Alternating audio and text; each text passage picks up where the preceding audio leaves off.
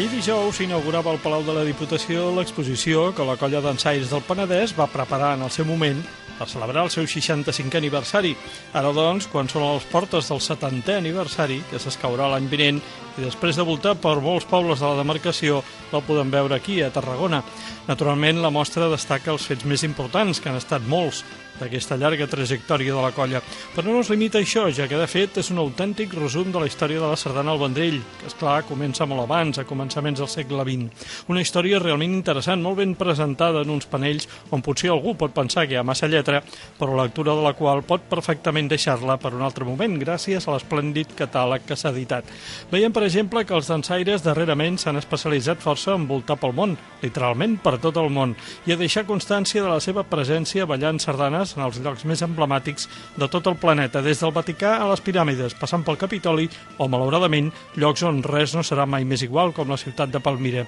Malgrat això, la colla mai ha deixat de participar en concursos i en certes etapes eren de les punteres de veritat, alhora que han esdevingut un focus d'organització de tota mena d'activitats sardanistes, sobretot al Vendrell i a la comarca, però també més enllà. La realitat dels dansaires no s'explica sense la feina immensa de persones concretes que han anat impulsant l'entitat, que han sabut engrescar el col·lectiu i que podem veure ben representades a l'exposició. Val la pena que casos com aquests siguin més reconeguts, perquè són les formiguetes que a poc, pacientment, sovint contracorrent i amb una constància exemplars, fan realment país.